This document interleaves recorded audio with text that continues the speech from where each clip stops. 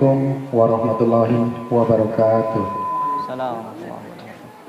Kayaknya kurang seru ya, kalau salam sekali kurang ramai jawabnya. Saya ulangi lagi ya. Assalamualaikum warahmatullahi wabarakatuh. Waalaikumsalam warahmatullahi wabarakatuh. Alhamdulillah kan ramai kalau jawabnya bareng-bareng kan enak. Semoga yang menjawab salam banyak rezeki, Amin. yang nggak jawab salam banyak anak. Ya sama-sama ya, banyak anak juga banyak rezeki ya.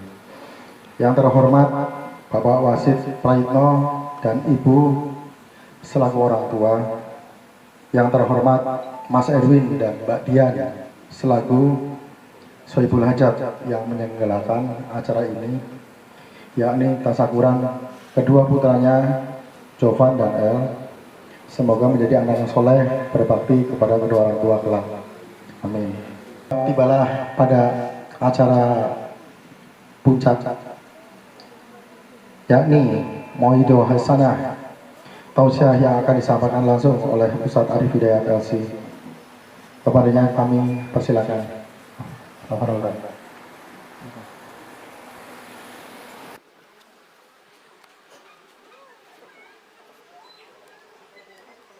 Assalamualaikum warahmatullahi wabarakatuh.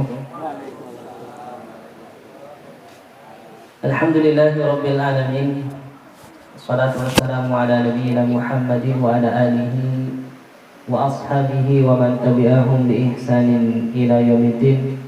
Qala Allah ta'ala fi kitabihil karim, ya ayyuhalladzina amanu taqullaha haqqa tuqatihi wa la tamutunna illa wa antum muslimun.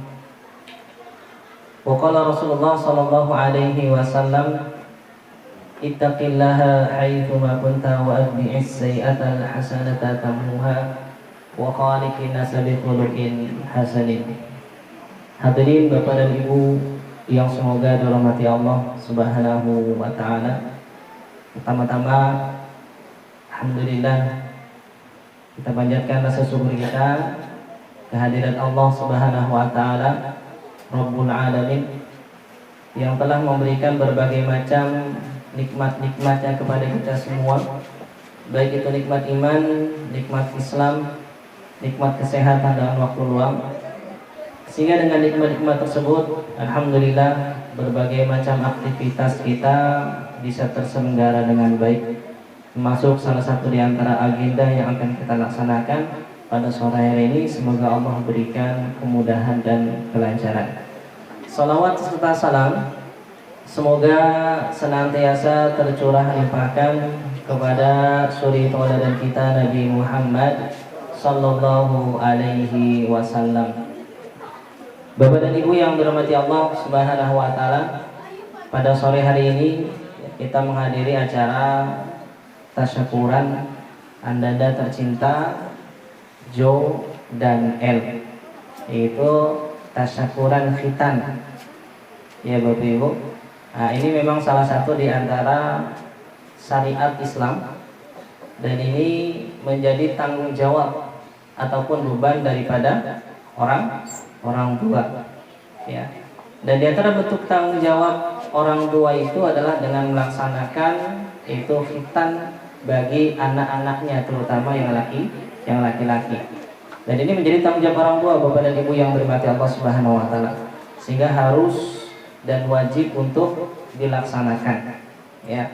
Adapun sunnahnya, misalkan tasakuran dibuat acara-acara seperti ini, makan-makan, maka ini sunnah ya, maka ini sunnah.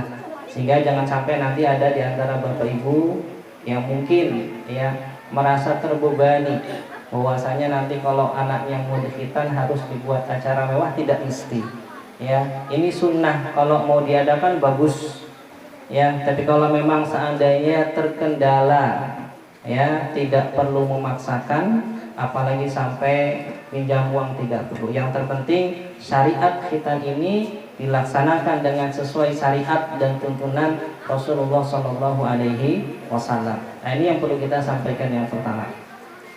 Kemudian yang kedua, hadirin yang dirahmati Allah Subhanahu Wa Taala, jangan lupa bahwasanya kita sebagai orang tua yang memiliki anak putra dan putri, juga memiliki tanggung jawab lain selain tadi menghitankan, kemudian memberikan sandang, pangan dan papan. Ada tanggung jawab juga yang sangat besar. Bahkan tanggung jawab ini termasuk tanggung jawab yang terbesar. Sampai-sampai hadirin yang dirahmati Allah Subhanahu wa taala, ya, tanggung jawab ini Allah ingatkan. Ya, Allah ingatkan yang mungkin ayat ini sudah kita hafal. Ya ayyuhalladzina amanu qu anfusakum wa ahlikum nar. Wahai orang-orang yang beriman, jagalah diri kalian dan keluarga kalian dari siksa api neraka. Nah, ini hadirin yang dirahmati Allah Subhanahu wa taala.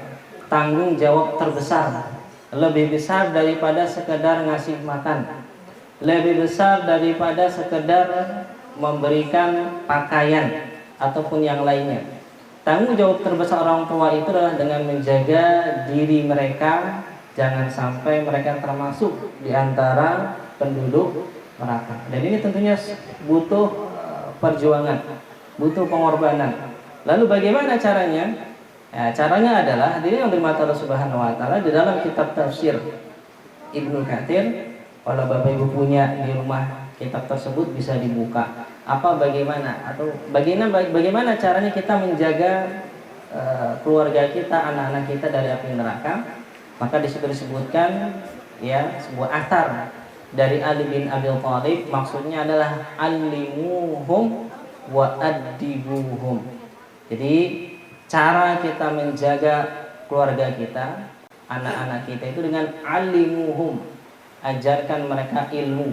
Tentunya yang paling utama adalah ilmu agama. Wa addibuhum, dan juga tanamkanlah kepada mereka karakter Islami, akhlak. Ya, addibuhum, adab. Jadi dengan cara inilah hadirin yang dirahmati Allah Subhanahu wa taala, yaitu dengan cara mendidik mereka dengan pendidikan agama, menanamkan kepada mereka karakter-karakter seorang muslim.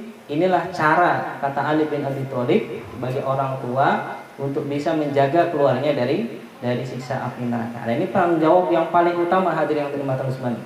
Tanggung jawab tertinggi, tanggung jawab yang paling berat. Jadi mendidik mereka. Nah, terkait mendidik ini hadirin yang dirahmati Allah Subhanahu wa taala, ada mungkin sebagian masyarakat ada beberapa hal yang perlu kami luruskan. Itu terkait dengan kekeliruan persepsi tentang pendidikan. Yang pertama yang perlu kami sampaikan, ada sebagian orang mungkin membatasi yang namanya pendidikan itu adalah sekedar menyekolahkan. Artinya kalau sudah kita sekolahkan sudah selesai tanggung jawab kita. Ya. Sepintas hal ini benar Bapak dan Ibu yang dirahmati Allah Subhanahu wa taala. Memang salah satu di antara cara kita mendidik itu adalah dengan menyekolahkan mereka. Ya, dididik dengan dasar-dasar keilmuan yang paling dasar. Ya, tapi ketika kita hanya membatasi yang namanya pendidikan, pola pikir kita, ya pendidikan itu atuh sekolah. Maka ini yang menjadi keliru.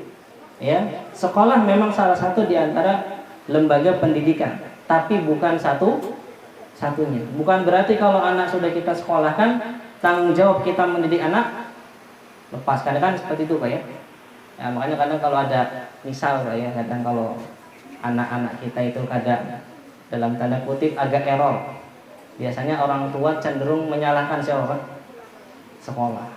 Pak, kok seperti ini Pak anak saya Pak?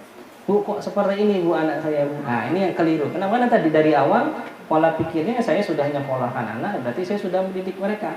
Kalau ada yang nggak benar, berarti tanggung jawab sekolah. Ini perlu kami luruskan hadirin yang dirahmati Allah Subhanahu wa taala. Ini perlu kami luruskan. Dan hadirin yang dirahmati Allah Subhanahu wa taala, kalau kita lihat coba sekarang, di zaman Rasulullah SAW ada sekolah atau tidak? Tidak ada. Zaman Rasulullah tidak ada sekolah. Tapi kita tentunya semua sepakat Rasulullah itu adalah seorang pendidik yang paling baik. Kita harus sepakat lah, karena Rasulullah itu kan dijadikan oleh Allah Subhanahu wa taala sebagai uswatun hasanah, sebagai suri tauladan, sebagai contoh role model seorang manusia itu Rasulullah. Artinya apa? Ini Rasulullah sudah menjadi uswah hasanah paling terbaik. Jadi kalau kita ingin menjadi seorang ayah terbaik, contoh Rasulullah, karena Rasulullah ayah yang terbaik. Kalau kita ingin menjadi seorang pemimpin terbaik, maka contoh Rasulullah baginda Nabi Muhammad, karena beliau Shallallahu Alaihi Wasallam adalah seorang pemimpin terbaik. Termasuk diantaranya adalah kalau kita ingin menjadi seorang pendidik yang terbaik adalah kita harus mencontoh Rasulullah Shallallahu Alaihi Wasallam. Dan di zaman Rasulullah, Bapak dan Ibu yang berhormat Allah Subhanahu Wa Taala, belum ada sekolah. Tapi kita sepakat Rasulullah seorang pendidik terbaik dan para sahabat adalah peserta didik terbaik. Hal ini sebagaimana yang Rasulullah sampaikan, khairun nasi qarni, peradaban terbaik kata Rasulullah, peradaban manusia yang paling unggul, yang paling terbaik, qarni, adalah peradaban manusia yang ada di zaman saya. Kata siapa? Kata Rasulullah. Ya, kata Rasulullah. Ya, summa alladhi yalunahum, summa alladhi yalunahum. Kemudian generasi setelah Rasulullah dan generasi setelah ini, mereka generasi terbaik. Hadirin yang dirahmati Allah Subhanahu Wa Taala. Kenapa terbaik? Kita lihat hadirin yang dirahmati Allah Subhanahu Wa Taala dari segala sisi. Ya, dari segala sisi. Bagaimana Rasulullah SAW membangun peradaban Islam hanya dalam waktu 23 tahun. Singkat, Pak. Ya, sangat singkat. 23 tahun saja baru, Pak. Ini kok ibarat negara masih kecil, Pak. Ya, Singapura tuh masih lebih besar. Ya, Rasulullah itu negara yang dibangun Rasulullah di Madinah itu lebih kecil dari Singapura, Pak. Ya, sangat kecil. Tapi Masya Allah Subhanahu Wa Taala, beliau bisa menggetarkan dua negara adidaya, yaitu Persia dan Romawi. Jadi kalau kita lihat peta dunia, Bapak Ibu, ya, ada negara Persia, ada peradaban Persia, ada peradaban Romawi. Ini adidaya, negara adidaya. Kalau sekarang Rusia, Amerika, di tengah-tengahnya ini Rasulullah, ya, membangun sebuah negara di kota Madinah, kalah sama pasukan kaum Muslim. Tercatat dalam sejarah, hadirin yang dirahmati Allah Subhanahu. Berarti kan sudah sangat maju, ya, peradabannya sudah sangat maju dalam waktu 23 tahun. Yang seterusnya dilanjutkan oleh para sahabat. Ya, jadi kita sepakat hadirin yang dirahmati Allah Subhanahu Wa Taala, di zaman Rasulullah walaupun tidak ada sekolah, tapi mereka semua adalah orang-orang yang berpendidikan. Bahkan pendidikan yang dijalankan sistemnya ketika itu adalah tergolong sukses, bisa menghasilkan, menelurkan, melahirkan generasi terbaik seperti Abu Bakar, seperti Umar ibn Khattab, ya, menghasilkan seorang panglima tersukses, gagah berani, bahkan dikenal di seluruh dunia, nggak cuma orang Islam, Khalid ibnul Walid. Sampai Bapak dan Ibu yang dirahmati Allah Subhanahu Wa Taala, oleh orang-orang Barat, ya, strategi berperangnya Khalid bin Walid itu dipelajari, Pak. Coba lihat. Ini anak didiknya Rasulullah nih. Siapa? Khalid ibnul Walid. Ya, secara sejarah, Bapak Ibu, perang yang dijalani, peperangan yang Khalid ibnul Walid menjadi seorang pemimpin, belum pernah kalah, ya, nol. Jadi kalau ibarat prestasi, ya, bertanding sekian, menang sekian, kalah sekian, ya. Itu kalau bertanding, kalau kita lihat data itu, misalkan kalau seorang petarung, Pak, ya, bertanding misalkan 40, ya menang 40, Pak. Itu siapa? Khalid ibnul Walid. Makanya ketika itu Khalid ibnul Walid diganti sama siapa? Umar ibnul Khattab. Takutnya apa, Pak? Ada yang tahu, Pak? Takutnya nanti kaum muslimin jadi bersandarnya kepada Khalid bin Walid, bukan kepada Allah. Padahal kalau kita pelajari Bapak dan Ibu yang berhormat Allah Subhanahu Wa Taala, peperangan yang dihadapi oleh kaum muslimin ketika mereka menang itu, ya, itu semata-mata berkat pertolongan dari Allah. Sebabnya, ya, karena dipimpin oleh Khalid bin Walid. Maka Umar khawatir, jangan sampai nanti kaum muslimin bersandar pada Khalid bin Walid. Ini salah. Karena kalau kita belajar akidah, Pak, kalau kita belajar akidah, seorang muslim itu nggak boleh bersandar kepada sebab. Seberapa kuat pun sebab tersebut nggak boleh kita bersandar. Ya, walaupun Allah Subhanahu Wa Taala memang sudah menetapkan ada hukum sebab akibat. Tapi hukum sebab akibat itu bagian dari sunatullah dan bisa terjadi ketika Allah berkehendak. Contoh Bapak Ibu. Ya, orang sakit kalau mau sembuh harus cari sebab. Sebabnya apa Pak? Minum obat, iya atau tidak? Obat ini berarti sebab apa yang menyembuhkan?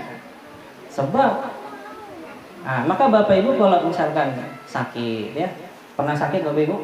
Pernah ya. Sakitnya apa biasanya Pak? Sakitnya macam-macam ya, pusing.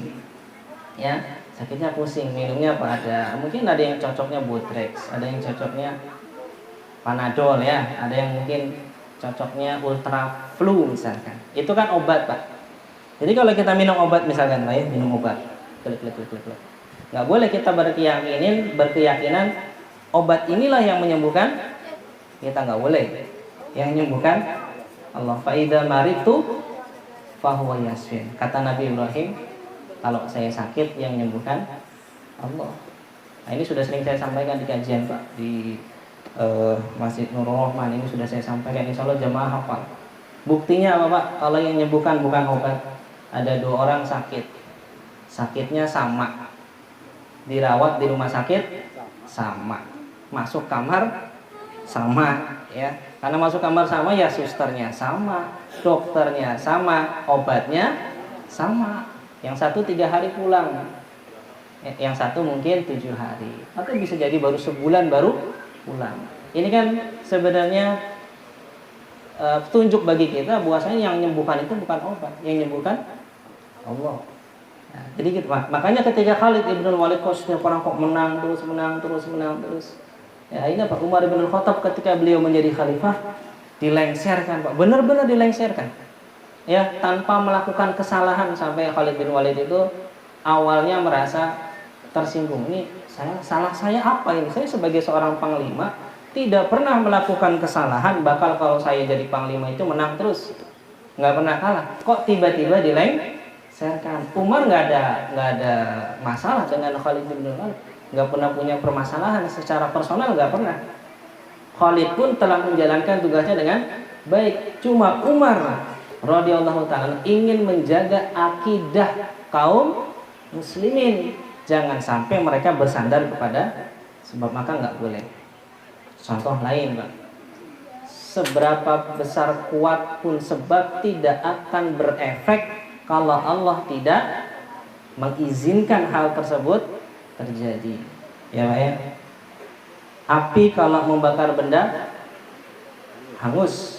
Kayu dibakar api walaupun kuat seperti ini Pak, lama-lama hangus. Rumah yang besar ketika kebakaran habis. Ini hukum sebab akibat. Ya, ini hampir dikatakan ya hampir pasti terjadi. Tapi ada Pak, ya kondisi di mana api nggak bisa membakar objeknya, yaitu apa? Nabi Ibrahim. Ya, nggak mengizinkan. Kenapa? Karena Allah tidak mengizinkan.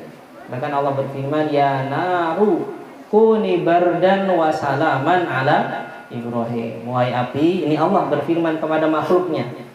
Api itu makhluk tunduk hanya kepada Allah. Seluruh yang ada di sekitar kita ini makhluk Pak. Ya, makhluk Pak. Api, bumi, matahari, semua itu tak tunduk Pak. Maka kalau kita nggak tunduk, ini ya Allah, ini kebangetan Pak. Benda-benda saja yang benda mati saja mereka tunduk kepada Allah. Ya. Ya narukuni bardan wa salaman alaihi. Wahai api, jadilah dingin dan keselamatan bagi Ibrahim. Ini contoh sebab nggak berefek kalau Allah tidak berkehendak. Contoh Pak. Nah, maka sekali lagi hadirin yang dirahmati Allah Subhanahu wa taala, jangan bersandar kepada sebab. Ya, bersandarlah kepada al-musabbib yang menyebabkan atau sumber dari segala sesuatu, yaitu Allah Subhanahu wa ta'ala. Ala kulli syai'in.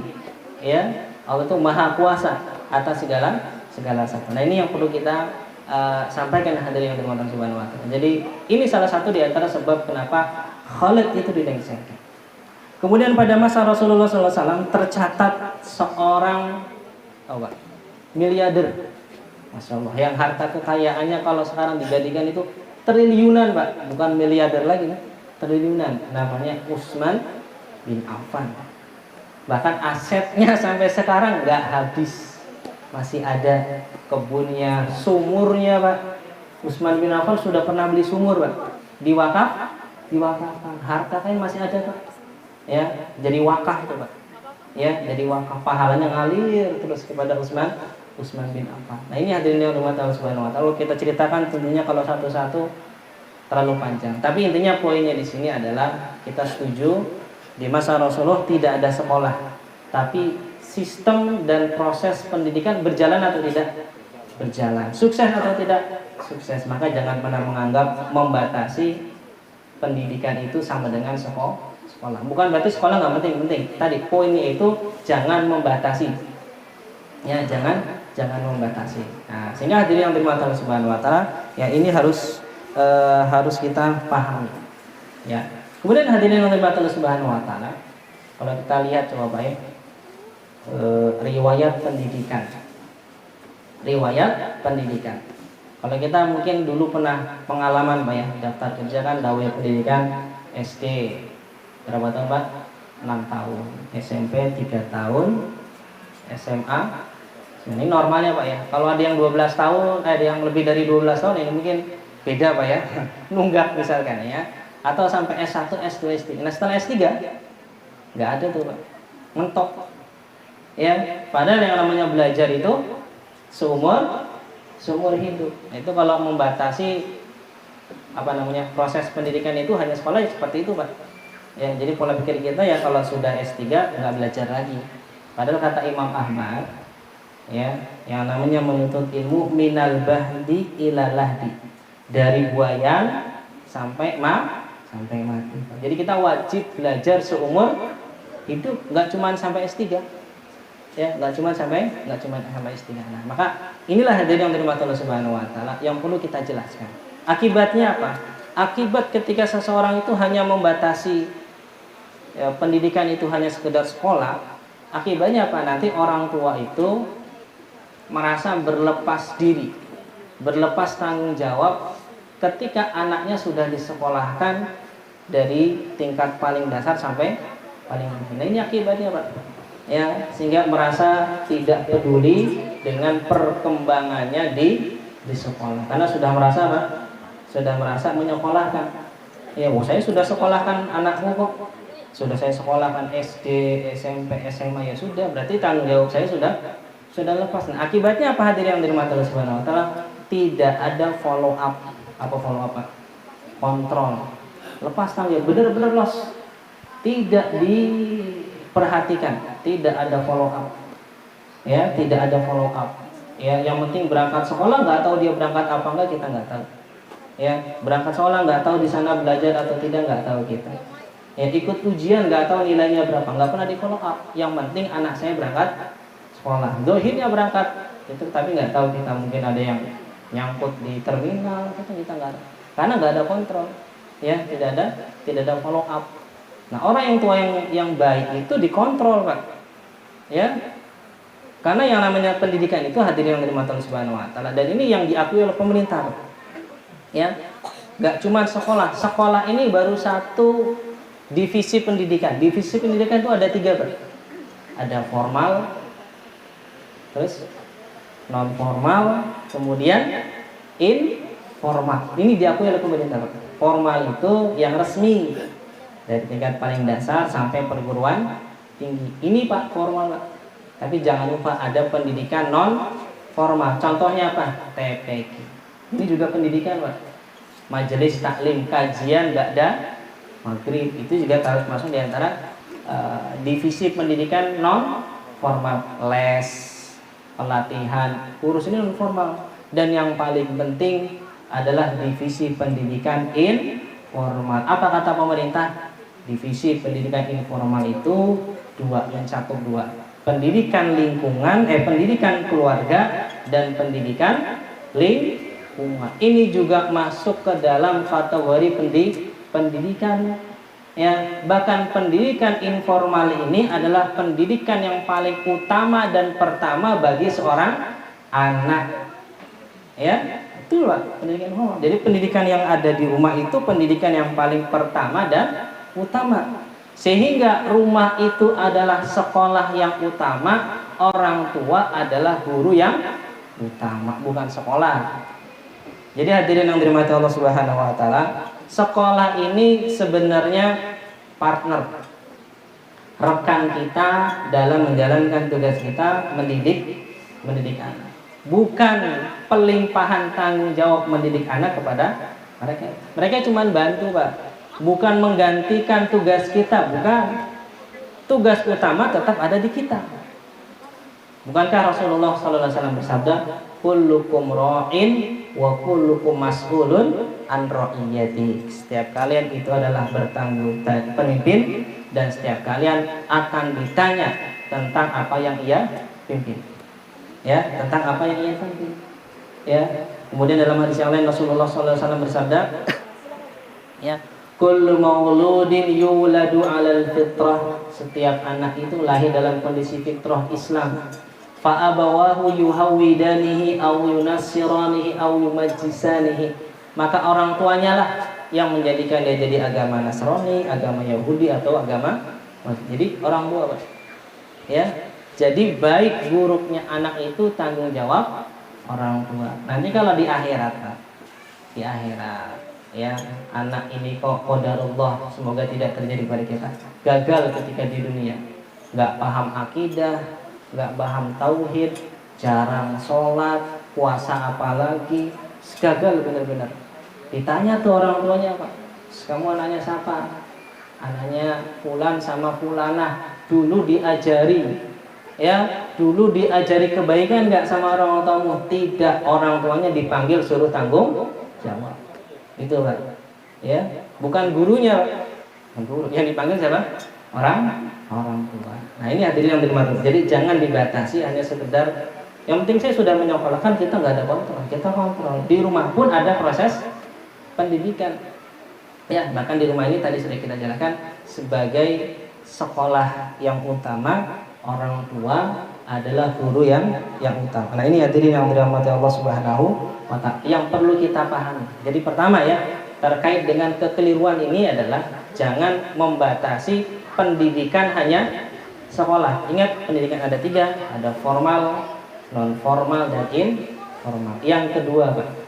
Ya, yang kedua, di antara kekeliruan cara pandang seseorang tentang pendidikan yaitu apa? Menjalankan proses ataupun sekolah, proses pendidikan atau sekolah itu orientasinya biar dapat ijazah, gitu Pak ya, biar dapat ijazah, nanti ijazahnya buat kerjaan. Ini juga salah, Pak.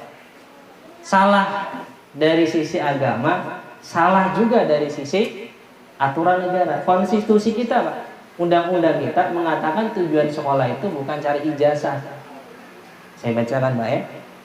Undang-Undang Dasar ya, pasal 31 ayat 3 UUD tahun 1945 mengatakan ya, pemerintah mengusahakan dan menyelenggarakan satu sistem pendidikan nasional ya, yang meningkatkan keimanan dan ketakwaan serta akhlak mulia dalam rangka mencerdaskan kehidupan bangsa. Ini yang diundang kita sudah mengatakan tujuannya menjadikan generasi beriman, bertakwa, berakhlak mulia, bukan untuk cari kerja, Pak. Bukan berarti profesionalisme nggak penting. Ini poin yang beda, Pak ya. Profesionalisme itu penting, Pak. Artinya profesionalisme itu gini, Pak. Kalau anak-anak citanya jadi dokter, ya kuliahnya fakultas dokter, penting. Jadi pendidikan sekolah penting, ya penting. Jadi linearisme itu juga penting. Tapi di sini kalau ketika yang salah itu adalah ketika ya mengabaikan nilai-nilai kebaikan. Dijadikanlah orientasi sekolah itu hanya sekedar untuk cari ijazah, mengabaikan nilai-nilai pendidikan, mengabaikan yang namanya nilai-nilai kebaikan. Nah, ini yang tidak baik. Padahal kalau kita jujur, Pak ya, sebenarnya, Pak ya, banyak orang itu sukses, banyak orang itu survive tanpa ijazah. Banyak apa? Banyak di Indonesia maupun di luar. Ya, sudah banyak buktinya, Pak. Pengusaha kaya siapa? udah meninggal Pak ya, Bob Sadino, nggak punya ijazah Pak, nggak sampai kuliah. Atau yang mungkin kita, kalau Bob Sadino mungkin nggak semua kenal ya, yang di jajaran pemerintah, Menteri Kelautan siapa Pak? Bu Susi. Nah, yang kalau apa-apa tenggelamkan Pak ya, apa-apa tenggelamkan itu Bu Susi ya, luar biasa. Dia ijazah SMP pun nggak ada. Nah, makanya ketika Anies Baswedan jadi gubernur DKI, nah, kan Bu Susi itu pernah ditawari untuk ujian kejar paket C. Ditawarin sama Bu Susi, lah buat apa, saya sudah menteri, saya sudah pengusaha sukses, punya maskapai penerbangan, buat apa? Bukan itu tujuannya Bu. Jenengan itu mau kita jadikan role model pendidikan paket A, B, C. Maksudnya dijadikan sebagai brand Pak ya. Nih lihat, Bu Susi saja ikut sekolah paket A, B, C. Jadi biar nanti masyarakat juga jangan sampai minder Pak. Oh saya cuma pakai C. Lihat Bu Susi. Nah itu seperti itu Pak. Nggak punya ijazah Pak. Banyak Pak, banyak. Bahkan kalau kita, konsep kita yang penting bisa bertahan hidup, ya Pak ya. Yang penting bertahan hidup, ya. Tapi kita pola pikirnya kita harus dapat ijazah biar bisa bertahan hidup. Ingat Pak, hewan itu bisa bertahan hidup tanpa ijazah. Ya, kuncinya bukan di ijazah Pak. Ingat, ijazah itu sebab tawakal kita, sandaran kita kepada Allah. Rezeki kita yang ngatur Allah Pak. Ya, makanya kuncinya itu Pak, takwa, tawakal, wa may yattaqillaha yaj'al lahu makhraja wa yarzuqhu min haitsu la yahtasib. Ya, barang siapa yang bertakwa kepada Allah, bertawakal kepada Allah, Allah berikan jalan keluar, didatangkan rezeki dari arah yang tidak diduga. Kalau orangnya bertakwa, maka didiklah anak menjadi orang yang bertakwa kepada Allah Subhanahu. Ini kuncinya Pak, bukan di ijazah. Ya, monyet Pak ya, mohon maaf, kera, nggak punya ijazah tapi bisa nyari duit, pinter nyari duit malah Pak ya, topeng monyet Pak ya, topeng monyet ya kan, cuman modelnya apa sih topeng monyet itu? Meniru perilaku manusia ya. Sarimin pergi ke pasar ya, bawa kresek, balik lagi naik sepeda dan dapat duit tuh Pak, nggak sekolah, nggak punya ijazah ya, tapi mereka bisa survive, bisa bertahan hidup. Nah, maka jangan jadikan orientasi kita, anak kita terutama ya, diajarkan anak sekolah biar nanti besar jadi orang sukses. Betul Pak, tapi itu bukan yang utama. Yang utama itu menjadi orang baik. Jadi sekolah itu tujuan utama menjadi benar. Pinter itu nomor belakang, nomor 2 lah. Bukan berarti pinter nggak bagus, tapi kalau pinter nggak benar, nggak ada harganya. Makanya saya guru Pak. Saya guru benar-benar menanamkan ini Pak. Yang penting kalian jadi orang benar. Pintar itu kan rezeki dari Allah. Ya, rezeki pintar itu pemberian dari Allah. Kalian nggak usah minder kalau nggak jadi orang pintar. Kalau kalian jadi orang benar itu sudah cukup, walaupun nggak pintar. Nah, saya ambil contoh ketika ada di antara mereka ketika ujian Pak ya, ketahuan sama saya nyontek. Ya, nyontek lagi ujian nyontek. Maka saya kasih nasihat Pak ya, bahwasanya kalian semua itu coba harus tahu niat kita belajar itu apa sih? Apakah biar jadi pintar? Kata mereka, iya Ustaz. Enggak. Niat kita itu jadi pintar iya, tapi yang paling utama jadi benar. Ya, ini tujuan utama Pak. Ya, sekarang saya tanya sama kalian, saya bilang sama santri saya Pak. Saya tanya sama kalian kalau ujian dapat 4, dosa nggak? Nggak dosa. Kalian kalau sekolah sudah berusaha, tapi kok nggak pintar-pintar, dosa apa nggak? Nggak dosa Ustaz katanya. Sekarang saya tanya lagi, kalian kalau sudah belajar, tahu mana baik, mana buruk, tapi kok tetap jadi orang nggak benar, dosa atau tidak? Dosa. Berarti apa? Tujuan orang sekolah itu benar, pintar. Benar itu wajib, pintar tidak wajib. Bukan berarti kita nggak mendidik kita kata pintar, tapi poin utama tadi di jadi orang yang benar itu Pak. Ya, jadi orang benar. Jadi jangan sampai kita orientasinya kebalik, pintar dulu. benar dulu, bukan pintar dulu. Nah, ini hadirin yang dirahmati Allah Subhanahu wa taala yang perlu kita perhatikan. Ya, jadi poin utama adalah bagaimana mendidik anak kita menjadi benar. Ya, kita tanamkan akhlak, kita ajarkan ilmu agama. Ini yang paling penting dulu. Ya, ini yang paling penting. Jadi ini jangan sampai kekeliruan seperti ini ya menjadi pola pikir kita. Ya, menjadi pola pikir kita. Karena faktanya juga, Pak. Ya, kebalikan yang tadi. Ya, kebalikan yang tadi. Banyak orang nggak berijazah tapi sukses. Sebaliknya, banyak orang ijazah S1, S2, S3 nganggur, dia atau tidak? Berarti kan tidak menjadi jaminan orang sekolah tinggi sukses, ya atau tidak? Ya, tidak jaminan. Ya, apalagi yang SMA, ya lebih banyak pengangguran. Ya, sekali lagi bukan berarti saya sedang membicarakan nggak perlu sekolah pinter-pinter, nggak perlu sekolah sampai tinggi-tinggi, tidak. Tapi kalau itu jadikan orientasi utama, ini yang salah. Orientasi utama kita tadi apa? Mendidik anak menjadi orang yang bertakwa, menjadi orang yang berakhlak. Ini yang paling penting. Nah, inilah hadirin yang dirahmati Allah Subhanahu wa taala yang perlu kita perhatikan. Akibatnya karena hadirin yang dirahmati Allah Subhanahu wa taala, ya. Kalau kita memiliki pola pandang seperti ini, sekarang kita lihat bahwasanya lembaga-lembaga pendidikan itu hanya dijadikan sebagai seperti mesin, dalam tanda kutip, mesin pencetak tenaga kerja. Ini kan sudah salah. Harusnya kan mencetak generasi yang berakhlak mulia. Orientasinya sudah dunia, Pak. Yang orientasinya sudah dunia. Ini sudah sekuler, Pak. Sudah sekuler. Ini tidak baik. Ya, sehingga ya jadi dokter jadi, tapi orientasinya uang, ya tidak, Pak. Ya jadi dokter, disekolahkan sampai tinggi, jadi dokter, bagus. Tapi orientasinya salah. Biar apa? Biar banyak uang. Padahal jadi dokter itu adalah profesi yang mulia kalau tujuannya benar. Kalau tujuannya adalah demi kemaslahatan manusia, ini baru benar. Tapi kalau kemaslahatan hanya untuk ini, salah. Ya, makanya banyak sekarang ya lembaga-lembaga sekolah atau bahkan rumah sakit, ya ini sudah menjadi sebuah bisnis, Pak, ya.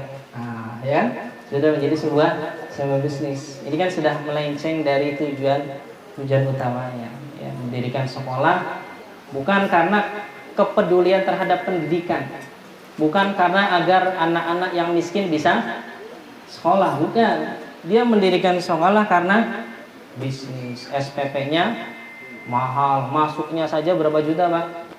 20 juta untuk memperkaya dia. Karena tadi, Pak, dari awal anak itu ditanamkan sekolah biar jadi orang sukses. Apalagi sukses itu orientasinya dunia, ya, hanya dunia saya. Jadi seperti itu. Ada orang punya uang, ayo kita bangun rumah sakit. Tapi bukan karena niatnya, bukan karena kemanusiaan. Ya, niatnya bukan biar nanti ada orang yang nggak mampu sakit bisa dirawat di rumah sakit miliknya, bukan.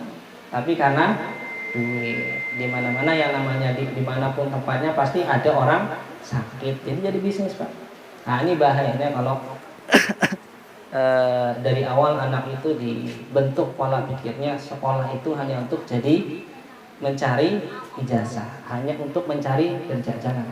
Mulai sekarang kita didik anak kita dari proses pendidikan yang paling dasar sampai yang paling tinggi, tanamkan pada mereka, nah, ayah sekolahkan kamu, nak, ya, biar jadi orang baik. Syukur-syukur sukses, bagus. Ya, syukur-syukur sukses. Ya. Jadi nggak perlu minder, Pak, kalau misalnya kita sekolahkan anak kita sudah selesai, kok kerjanya nggak di tempat-tempat yang bonafit.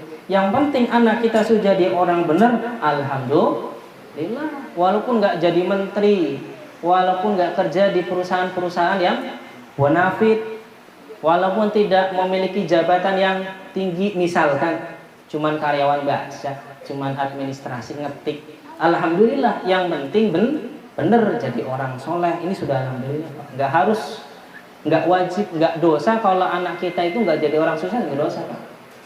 Nggak berdosa bagi orang tua Ya, ketika sudah mendidik anak dari proses pendidikan dari paling kecil sampai besar, tapi mereka sudah besar belum punya rumah sendiri, bahkan mungkin pekerjaannya biasa-biasa saja, bukan pekerjaan yang mewah, nggak penting. Yang penting dia tetap kerja, walaupun tidak punya pekerjaan, tetap nggak masalah. Yang penting tetap bekerja sambil kita support, nggak masalah.